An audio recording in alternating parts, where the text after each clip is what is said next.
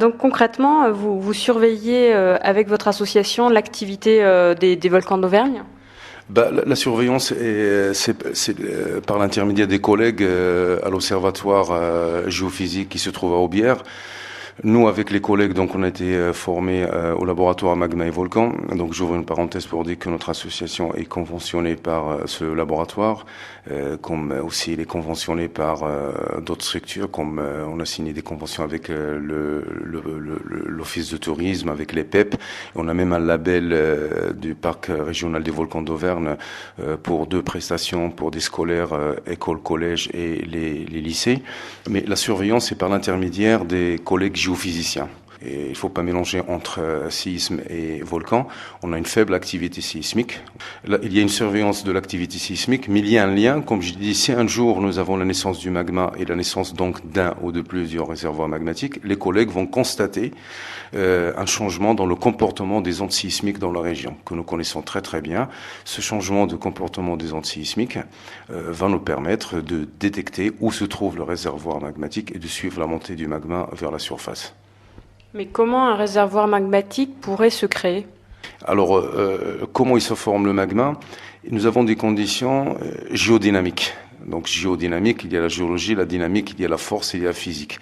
Si on n'a pas ces conditions, on ne peut pas donner naissance à du magma. Ici, dans le Massif central, on avait ces conditions par l'intermédiaire de la formation des Alpes.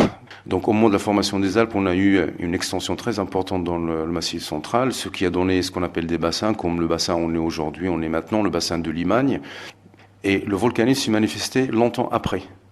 Pourquoi? Parce que suite à la formation des Alpes, on a eu un panache très très chaud qui est monté sur le Massif central et c'est lui qui a provoqué la naissance des masses magmatiques très importantes qui ont provoqué le volcanisme du Massif central vers le Cantal, les Monts d'Or et ici. Pour revenir à votre association, donc vous proposez des sorties sur le terrain, vous proposez également des conférences? Voilà, on propose des conférences en lien avec le volcanisme en général et celui du Massif central. Donc, conférences débats avec des volcanologues, des géologues. On propose des ateliers pédagogiques pour les scolaires, donc des ateliers des magmas au volcan, un volcan, comment il se forme, des ateliers de la roche, des roches et minéraux, c'est quoi un minéral, c'est quoi la roche. Et on propose donc pour les adultes l'encadrement à Vulcania. On peut ramener les adultes à Vulcania, on les ramène dans des zones accessibles pour les personnes de 3e, 4e âge. On propose pour les scolaires, donc on monte un projet pédagogique avec les professeurs et on ramène les scolaires sur le terrain pour leur montrer le vrai travail des géologues. C'est la marche, on monte sur les volcans. Et comme vous le savez aujourd'hui, marcher pour les jeunes, c'est pas évident. La première journée commence à râler, mais la 2e, 3e journée, ils découvrent une science qui nécessite donc la marche, l'observation, l'identification, l'analyse, l'interprétation.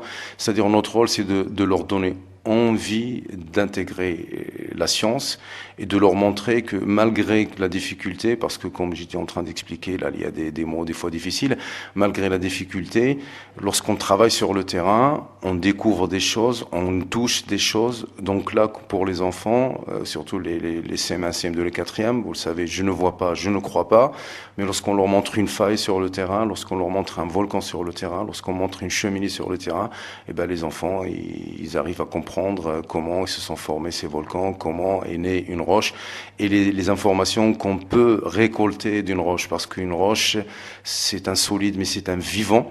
Il suffit de regarder bien la roche, de l'observer, de casser, de regarder l'intérieur et on est capable de récolter des informations qui vont nous permettre de remonter dans le temps et de raconter des histoires qui datent de plusieurs millions d'années. Notre association, par le biais de cette activité, on travaille, et comme vous le savez, notre association dont le siège social se trouve dans le quartier nord, à Clermont-Nord. On travaille avec d'autres associations. On utilise donc la vulgarisation des sciences de la Terre par l'intermédiaire des volcans pour éduquer les enfants sur la diversité. Parce que, comme vous le savez, donc aujourd'hui, le monde a évolué, il y a une diversité humaine, et on explique le rôle de la diversité, l'intérêt de la diversité par le biais de nos volcans auvergnats. Nous avons une diversité de formes, une diversité de roches volcaniques. Lorsqu'on se balade avec les élèves, on leur montre des volcans avec cratères. L'image que nous avons tous, c'est lorsqu'on demande à des gens de dessiner des volcans, c'est toujours cette montagne avec le cratère. On leur montre qu'il y a des volcans sans cratère, ce qu'on appelle des dômes. On leur montre aussi, personne n'imagine et personne ne dessine un volcan sans relief. C'est-à-dire, nous avons toujours cette notion de montagne. La définition que tout le monde me donne, c'est la montagne avec un trou.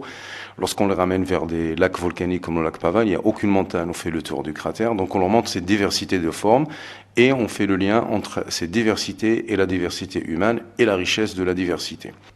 Si l'on souhaite organiser une randonnée à thème, par exemple, sur le volcanisme, est-ce qu'on peut faire appel à votre association ? Voilà, il suffit de nous envoyer soit un mail, donc je vous donne l'adresse mail de notre association, ass@auvergne@wanadoo.fr, ou bien de nous appeler au 06 61 93 43 00. Donc il suffit de monter des petits groupes et là donc on peut vous proposer des sites à visiter dans le Massif central, soit à côté de Clermont, soit vers le Mont d'Or, voire même on travaille beaucoup dans le Cantal. Nous avons une convention avec des centres d'hébergement comme Val VVF et on accompagne des familles, on accompagne des groupes scolaires. Le Cantal, le plus grand volcan de l'Europe, plus grand que l'Etna. C'est vrai, l'Etna c'est le volcan le plus important actif en Europe. Il fait maintenant 50 km de diamètre, mais notre volcan à nous, le Cantal, il fait 60 à 70 km de diamètre. Quels sont vos projets ? Récemment, donc, on a commencé à travailler avec une association qui s'appelle Association Tous Ensemble. Cette association milite dans les quartiers nord l'intégration des jeunes par le biais du savoir, parce que pour nous, il n'y a pas 36 solutions. L'intégration, c'est le savoir, donc la culture. Donc nous, on travaille avec ces associations, malgré que notre travail principal, donc c'est la vulgarisation de la science, on vit de ça. Mais lorsqu'on a des associations et des groupes d'enfants qui n'ont pas les moyens ils habitent juste à côté des volcans, mais n'ont pas les moyens de monter sur ces volcans, on fait tout.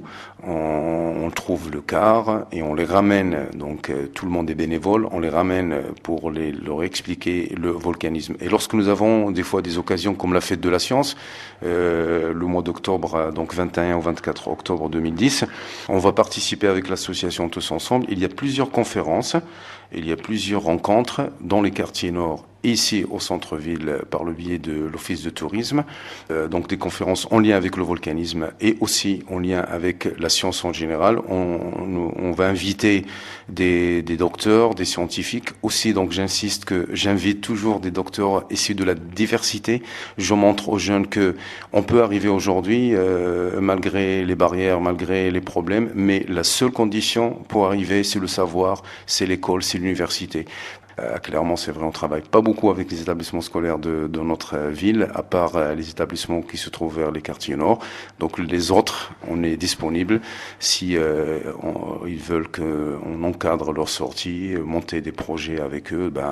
Il suffit qu'ils nous contactent et on travaille ensemble. On leur propose donc des projets pédagogiques et aussi l'autre but. Donc je lance aussi un appel pour les étudiants et les jeunes diplômés universitaires qui n'ont pas de travail aujourd'hui. On est là, donc on les encadre, on les forme dans le domaine de la vulgarisation et c'est gratuit. Et après, on leur propose ensuite des contrats rémunérés. Donc on leur fait confiance, on leur donne des groupes scolaires. Ils vont accompagner, ils vont expliquer la science de la Terre à ces enfants sur le terrain. Merci beaucoup Samir El Bakali d'avoir répondu à nos questions.